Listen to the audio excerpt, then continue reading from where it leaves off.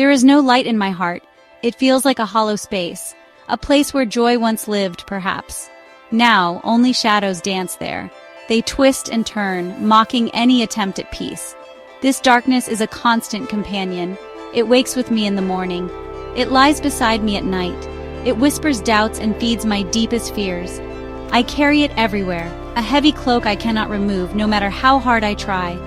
This feeling is an endless ache, a persistent thrum of sorrow. It sits deep within my chest, a stone that cannot be dislodged. Sometimes it is a dull pain. Other times it is sharp and piercing. It steals my breath away. It makes the world seem muted, colors less bright. The laughter of others sounds distant, like echoes from another world, a world I no longer belong to. I am an outsider looking in, separated by an invisible barrier of pain. I am a rose in the ocean, plucked from a garden of warmth. Now I am adrift in a cold, vast expanse.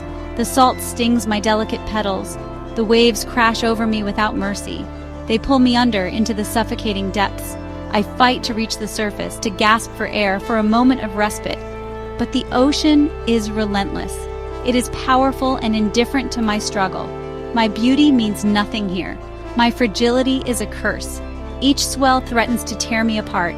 I am tossed and turned with no anchor, no shore in sight. The water is dark and uninviting. It reflects the gray sky above, a mirror of my own despair. How long can a single bloom survive in such a harsh, unforgiving place? The sweetness of my scent is lost to the bitter brine. I long for soil, for sun, for gentle rain. But here there is only the endless, overwhelming sea of my own emotional turmoil. I feel trapped. Not by my own choices always. Sometimes the mistakes of others build prisons. Their words became bricks. Their actions laid the foundations. Walls rose around me, slowly at first. Then all at once. I did not ask for this confinement. Yet here I am, enclosed by circumstances I did not create. The weight of their errors presses down on me. It is a heavy burden to carry. A story I never wanted to be a part of. These walls are not made of stone or steel. They are invisible, yet more solid than any physical barrier. They are constructed from memories, from hurtful phrases repeated in my mind, from the echoes of disappointment. I trace their cold, unseen surfaces with my thoughts. Each touch brings a fresh wave of pain. I search for an exit, a crack, any sign of escape. But the walls seem to stretch infinitely. They shift and change, always keeping me contained. I am lost within these walls. It is a labyrinth of my own making, yet also not. A confusing, twisting maze. Every corridor looks the same. Every turn leads back to the familiar ache of despair. The silence here is deafening, broken only by the whispers of past hurts. They bounce off the unseen barriers.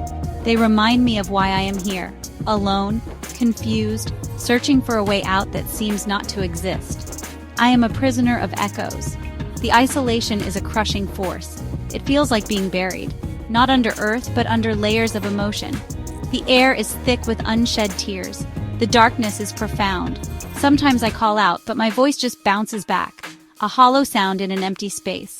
This loneliness is a constant companion. It sits with me in the dark. It reminds me that I am utterly, completely on my own within these self-perceived yet very real confines. This prison is my own mind, an imaginary cage, yet it feels so real. The bars are not iron, they are my thoughts, my fears, my anxieties. They keep me locked inside. I pace this mental cell day and night. The floor is worn smooth by my restless steps. There is no window to the outside world, only the landscape of my own internal suffering. It is a terrifying place to be trapped, a place from which escape seems impossible. I am both the prisoner and the jailer. This is the cruelest irony. I hold the key, somewhere deep inside, but I cannot find it. Or perhaps I am too afraid to use it. What if freedom is worse than this known confinement? The thought is a heavy chain. It binds me to this familiar misery. So I remain within these walls of my own making, watching the shadows play tricks on my perception, believing the negative voices are true. The sensation of being imprisoned here is constant. It is inescapable. Every morning I wake up in the same cell, The same thoughts greet me like grim guards. They dictate my day. They limit my actions. They whisper that I am not good enough, that I will never be free. It is a relentless barrage, a mental torment that drains my energy. It leaves me weary and defeated before the day has even truly begun. This self-created prison feels more secure than any fortress, because its walls are built from my deepest insecurities. They are reinforced by years of negative self-talk. Breaking free requires a strength I often feel I do not possess. It means confronting the very thoughts that have become my companions. It means stepping out of the familiar darkness and into an unknown light. The fear of that unknown is a powerful lock on my cell door. I am walking without wings. My feet are heavy. They drag along the ground.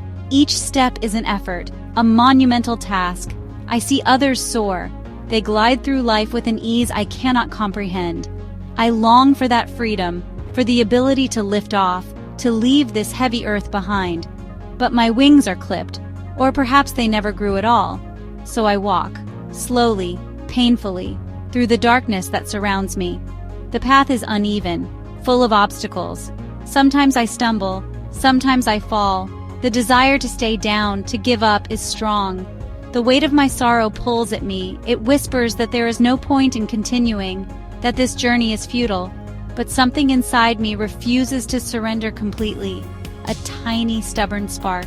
It pushes me forward, one more step and then another. Even when every fiber of my being screams to stop, this yearning for freedom is a constant ache, a deep-seated desire for something more, for a life not defined by this internal turmoil. It is a fragile hope, like a tiny candle flame flickering in a storm. It threatens to go out with every gust of despair. Yet somehow it persists. It whispers of possibilities, of a future where the sun might shine again, where the walls might crumble, where my mind might finally be at peace. This glimmer of hope, however small, is my only guide. It is a distant star in a vast, dark sky. I fix my eyes upon it. I move towards it, even when I cannot see the path clearly. It is a tentative journey, fraught with uncertainty. But it is a journey nonetheless. And perhaps, just perhaps, these heavy feet will find lighter steps. Perhaps these imagined wings will one day find the strength to beat towards that faint but beckoning light.